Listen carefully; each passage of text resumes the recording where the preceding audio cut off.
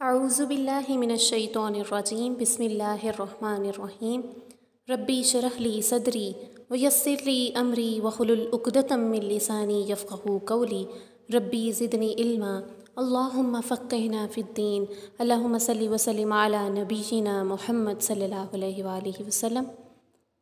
अस्सलामु अलैकुम वरहमतुल्लाहि वबरकातुहू। उम्मीद है आप सब खैरियत से होंगे और ईमान की बेहतरीन हालतों में होंगे। आज हमने पढ़ी अहलाकियात, उसके बाद हमने इबादात की बात की।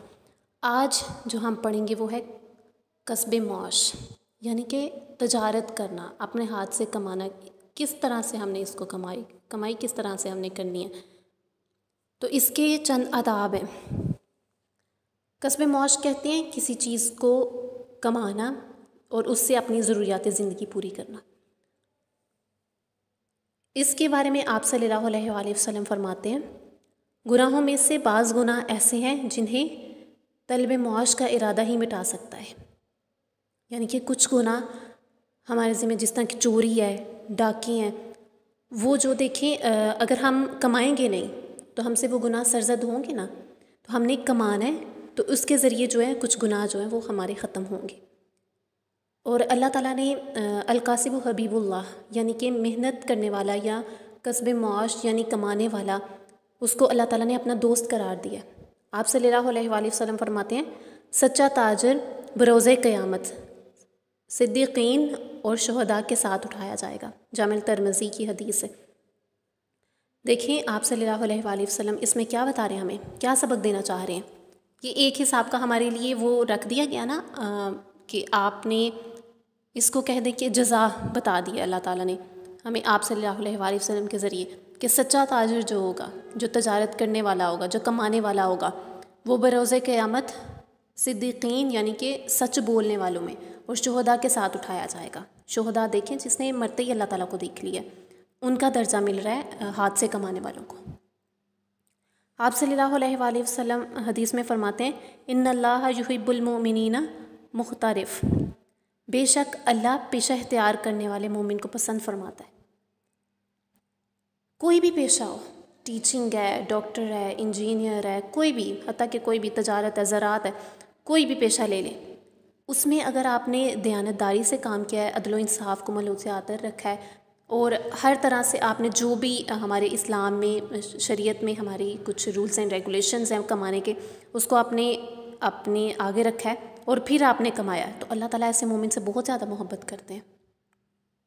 हमें पता होना चाहिए कि कौन कौन से आदाब हैं, किस तरह से हम कमा सकते हैं और किस तरह से हम कमा सकते हैं और किस चीज़ से अल्लाह ताला ने हमें मना किया है कि उस तरह से आप नहीं कमा सकते। अल्लाह ताला फरमाते हैं, तो अपने रब को सराहते हुए इसकी पाकी बोलो, यानी कि आप लोग अपने रब को सराहते हुए इसकी पाकी बोलें और सजदे वालों में हों और मरते दम तक अपने रब की इबादत में रहो। ये इधर आयत पढ़ने का मतलब ये है, सूरत अल हजर की आयत है। ये आयत का पढ़ने का मेरा मकसद ये था यहाँ पे कि देखें अल्लाह ताला ने हमें साथ साथ ये भी बता दिया कि अल्लाह ताला की पाकी बयान करनी है आपने हर हाल में आपने सजदा करने वाला, अल्लाह ताला की इबादत करने वाला बनना है। चाहे आप कमा रहे हैं, लेकिन आप कुछ लोग ऐसे होते हैं कि इसमें जो है कमाई के आप रोज़ी की तलाश में अपने रब को बुला देते हैं, अल्लाह ताला को भूल जाते हैं। लेकिन अल्लाह ताला ने तो हमें अपनी इबादत के लिए पैदा किया ना। यहाँ पे ज़िंदगी गुजारने के लिए हमें ज़रूरी है कि हम कमाएं, हमें खर्चा जमा करना पड़ता है अपना घर को चलाने के लिए, अपनी फैमिलीज़ को सपोर्ट करने के लिए। लेकिन साथ साथ अल्लाह ताला ने रूल्स एंड रेगुलेशंस भी तो रखे हैं ना। अब उसमें ये नहीं कि आपने अल्लाह ताला की याद से गाफिल हो जाना है, बल्कि अल्लाह ताला को भी याद रखना है उसमें। फिर अब बहुत सारे लोगों का सवाल होता है कि बै कहते हैं, बै की तारीफ़ कुछ इस तरह है। बै के लोगों में मानिए माल के इवज़ किसी को माल का मालिक बनाना, एक दूसरे के साथ अक़्द मुआहिदा करना, ये बै है। अब लोग जो है वो बै और तजारत में बहुत माइनर सा फ़र्क होता है, बहुत माइनर सा। तजारत इस लेन देन को कहते हैं जो दस्त बदस्त हो और इसे मुकम्मल होने पर जो है वो आपको जो है वो रकम अदा कर दी जाए। जब आप एक दूसरे से ले रहे हैं, कोई चीज़ दे रहे हैं, तो उसकी आपने पैसे उसी वक्त अदा कर देने हैं। बै में थोड़ा डिफरेंस ये होता है तजारत और बै में, कि बै जो होती है उसमें इससे मुराद भी लेन देन ही होता है, खरीद व फरोख्त ही होती है। लेकिन ये है कि जो आप हाथ के हाथ ना लें, बल्कि एक मुकर्रर मुद्दत रख लें, उसके बाद आपको वो रकम अदा की जाए, तो ये बै है। बै को अल्लाह ताला ने हलाल करार दिया है। मुकर्रर मुद्दत के बाद आप ये कह सकते हैं कि आपने कोई चीज़ किसी से ले लिया तजारत की गर्ज से, तो उसके पैसे आप बाद में अदा करते, तो ये बै है। बै और तजारत में बहुत माइनर सा फ़र्क है, इस चीज़ को हमने नज़रअंदाज नहीं करना, लेकिन दोनों सूरतें जायज़ हैं, दोनों सूरतें जायज़ हैं। फिर उसके बाद तलबीस का लफ्ज़ इस्तेमाल किया जाता है कि तलबीस क्या है। अब कुछ लोग ऐसा होता है कि चीज़ों को ना उल्टा करके बताते हैं। जब आप कोई चीज़ बेच रहे हैं, कोई चीज़ आपने दुकान पे रखी हुई है, उसकी आप क्वालिटीज़ इतनी गिनवा देंगे, इतनी क्वालिटीज़ कि वैसा उसमें कुछ नहीं होता। अब पाकिस्तान के बहुत सारी इस तरह की आप टीवी एड्स देख लेते हैं कि उसमें इश्तिहारात में आपको दिखाया जा रहा होता है कि ब्यूटी आइटम्स हैं, चाहे वो कोई भी चीज़ है, उससे आपके अंदर एनर्जी आ जाएगी और आपकी जो स्किन है बहुत क्लियर हो जाएगी, और ऐसे ऐसे मतलब वो कुछ आपको वो ने झूठ ही एक किस्म का कह लेना, झूठ बताया होता है कि हकीकत से बिल्कुल बरखिलाफ़ होता है। तो इस चीज़ को तलबीस कहते हैं कि इस्तिलाह में किसी चीज़ को उसकी हकीकत के बरक्स बयान करना तलबीस है। वो ऐसा होता नहीं है, जो हमारी अक्ल भी नहीं मान रही होती, लेकिन फिर भी कुछ इंसान कुछ इस तरह का हमारे सामने वो प्ले करके लगा दिया जाता है, तो हम उससे अट्रैक्ट होते हैं। या किसी दुकान पे हम जा रहे हैं और किसी दुकान पे जाके हमें कुछ ऐसा माल दिखाया जा रहा है, कपड़े ले लें आप, कि ये बहुत अच्छा है, इसकी क्वालिटी बहुत अच्छी है और ये कभी ख़राब नहीं होगा इतनी देर में, और वो एक धुलाई में ही ख़राब हो जाता है, उसके बरक्स है ना। तो ऐसी तजारत जायज़ नहीं है, झूठ बोल के जो की जाए। कुरान पाक में आता है वला तलबिसुल हक़्कुल बिल बातिल, और हक़ को बातिल के साथ ना मिलाओ। इसमें तलबिसु का लफ्ज़ इस्तेमाल हुआ है, यहीं से ये तलबीस का लफ्ज़ निकला है।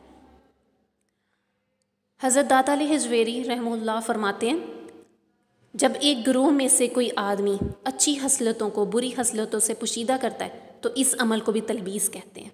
तलबीस की टर्म इसलिए भी इस्तेमाल होती है। तजारत और बै में फ़र्क मैंने आपको बताया कि तजारत इस लेन देन को कहते हैं जो आपने हाथ बर हाथ लिया, दस्त ब दस्त लिया। इसके मुकम्मल होने पर आपको जो है वो वक्त दरकार नहीं होता, आपको रकम उसी वक्त अदा कर दी जाती है। और बै वो होता है कि लेन देन में हाथ ब हाथ तो नहीं आपने लेना, दस्त ब दस्त तो नहीं लिया आपने, लेकिन एक मुकर्रर मुद्दत रख ली कि उस वक्त में आपको जो है वो इतने पैसे अदा कर दिए जाएंगे। ये फ़र्क है माइनर सा, बिल्कुल इसको जहन में रखना है हमने।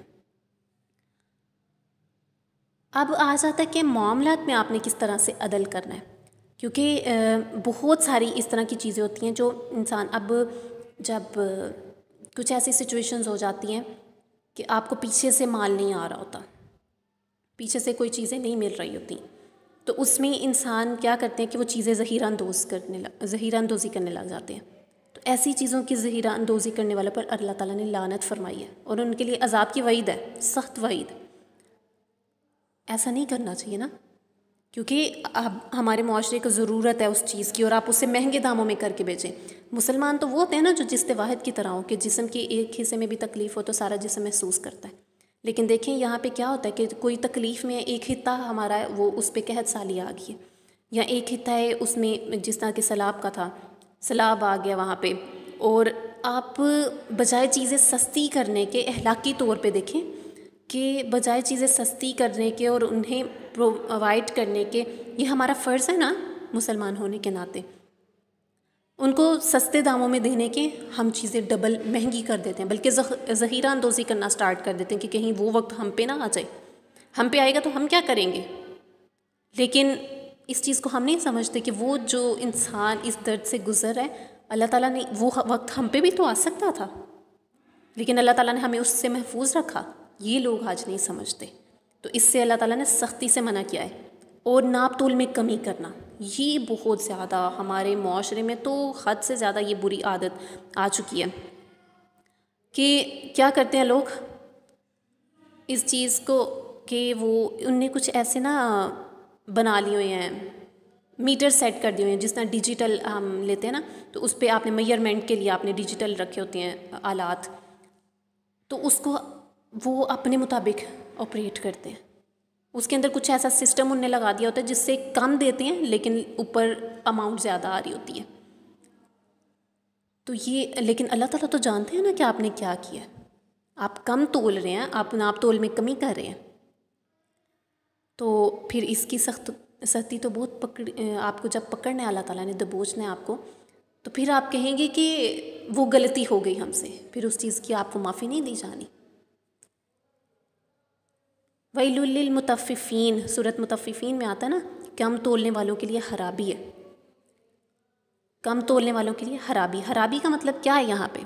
अजाब भी हो सकता है ना अल्लाह ताला का, लेकिन हम इस चीज़ को नहीं समझते। तजारत करते वक्त हमें यही होता है कि हमने शायद इसी दुनिया में रह जाना है, और हम जो कुछ भी करें अल्लाह ताला हमें माफ़ कर देंगे। अल्लाह ताला तो रहीम है, गफूर है, लेकिन अल्लाह ताला ने रूल्स एंड रेगुलेशंस हमें पहले से बताए हैं कि ऐसे नहीं करना।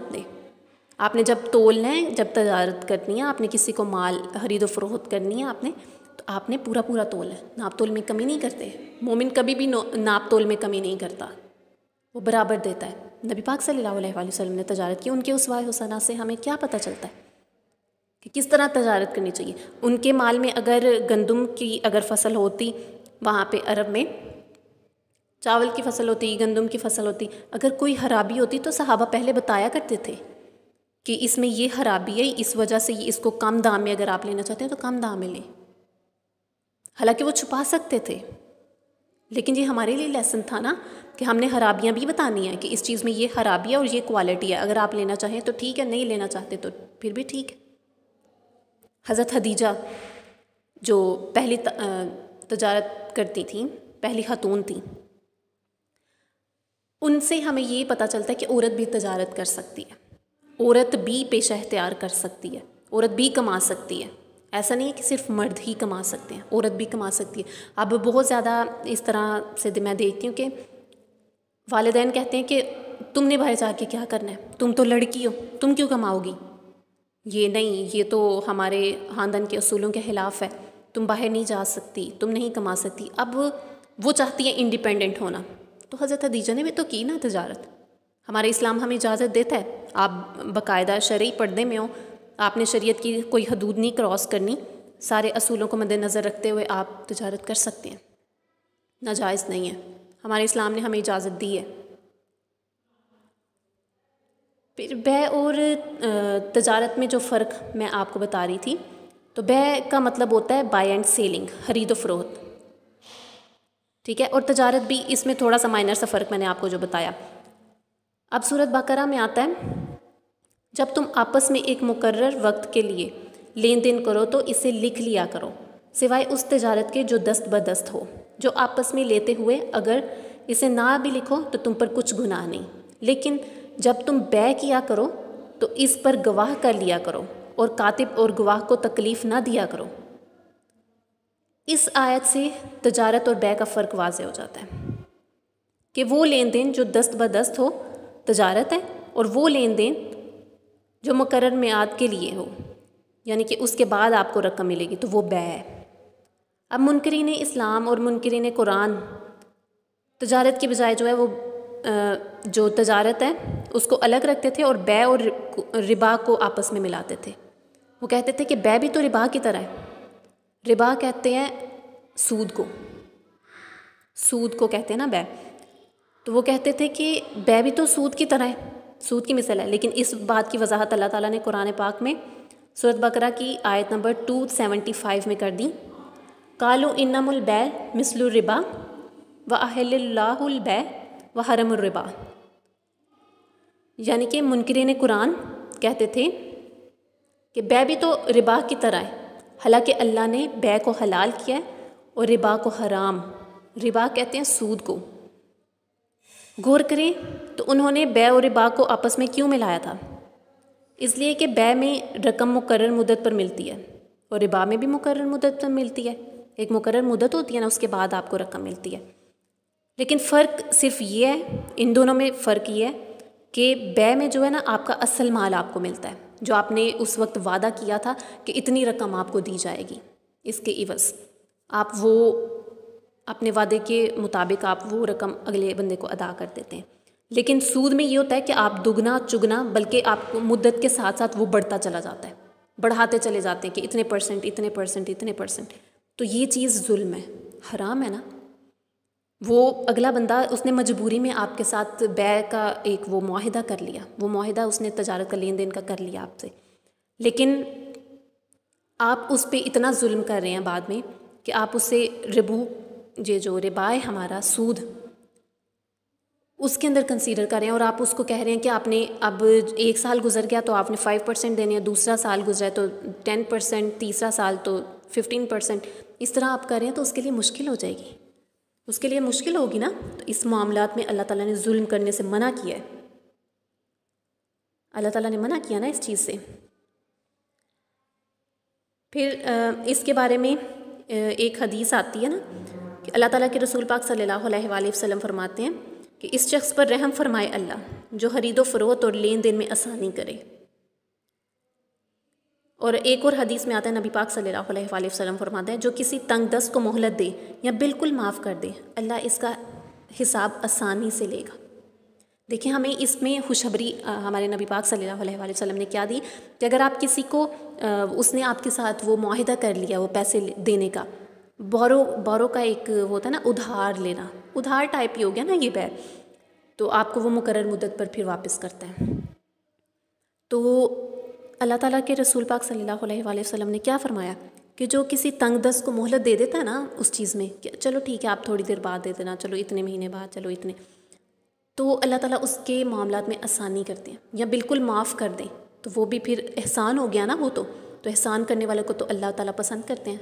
इन्नल्लाह युहिब्बुल मुहसिनीन, बेशक अल्लाह ताला एहसान करने वालों को पसंद करता है। तो अल्लाह ताला हम सबको तौफीक दें कि हम एहसान करने वाले हों, कंजूसी करने वाले, बखील नहीं।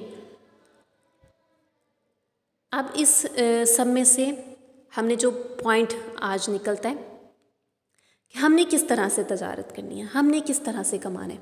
अब लोग रिज़्क़ की तलाश में इतना गुम हो गए हैं, इतना वो कमाने पे सारा फोकस करते हैं, अल्लाह ताला को बिल्कुल भूल बैठे हैं।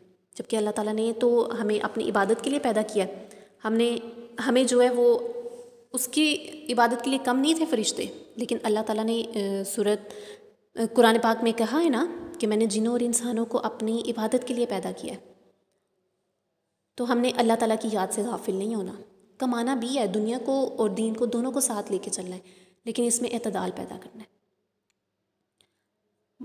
पहले देखें सहाबा की हम हिस्ट्री उठा लेते हैं तो वो कमाया भी करते थे, वो नमाज़ें भी पढ़ते थे, उनकी भी बीवियाँ थी, उनके भी बच्चे थे, सब कुछ था, नमाज भी, रातों को क़याम भी किया करते थे, कुरान पाक भी मुकम्मल होते थे, सब कुछ हो रहा था। वो भी हमारे जितनी ज़िंदगी गुजार कर यहाँ से जाते थे। लेकिन हम क्या करें, हम सिर्फ ना ये कर लेते हैं कि एक ही चीज़ को लेके सिर्फ चलते हैं, फिर कि हमने सिर्फ कमाना है तो बस उसी की तरफ लग जाना है, फिर और कुछ नहीं देखना। चाहे हमारी नमाज जाती है जाए, हमारे रोज़े रह रहे हैं रह जाएं, हमारे अजीज़ व क़ारिब हमसे छूट रहे हैं छूट जाएं, हकूक़ुल इबाद की कोई परवाह नहीं है। और आपने ये अपने अंदर पैदा कर लिया कि बस मैंने एक ही काम करना है, अब मैं एक ही काम के लिए हूँ। अब बहुत सारा मैंने इस तरह भी लोग देखे कि अपने बिज़नेस को लेके बहुत सीरियस हो जाते हैं, बहुत सीरियस होते हैं। और चाहे वो किसी की डेथ हो जाए रिश्तेदारों में, तब नहीं जा रहे। चले शादी के मौक़ों पर तो आप अवॉइड कर दें कि खुशी के मौके पर तो चलो बंदा अवॉइड कर देता है, लेकिन आपको दुख के लम्हों में तो अपने लोगों के साथ होना चाहिए। मुसलमान तो वही होता है ना जो दुख में एक दूसरे के साथ दें, लेकिन आपने अपने बिज़नेस को उस पर फोकियत दे देनी है, ये तो कहीं की इंसानियत नहीं है। आपके लिए पैसा ज़्यादा इम्पोर्टेंट हो गया फिर, तो इसमें एतदाल पैदा करनी है। आज वही एक मेरी फ्रेंड से बात हो रही थी, तो वो यही टॉपिक हमारा ना स्टार्ट हुआ। तो उनका कहना था कि अल्लाह ताला ने तो दीन में रहबानियत नहीं रखी, सिर्फ अल्लाह अल्लाह नहीं करना रखा हुआ, और हमने कमाना भी है, हमने ये भी करना है, हमने ये भी करना है, इतना वक्त नहीं मिलता। तो वक्त नहीं मिलता, प्रायोरिटीज़ की बात होती है, बात प्रायोरिटी की होती है। आपने फ़र्स्ट प्रायोरिटी अल्लाह ताला को रखना है। मोमिन की फ़र्स्ट प्रायोरिटी तो अल्लाह ताला है ना, फिर बाकी सब कुछ है। आपने दीन को भी लेके चलना है, दुनिया को भी साथ लेके चलना है।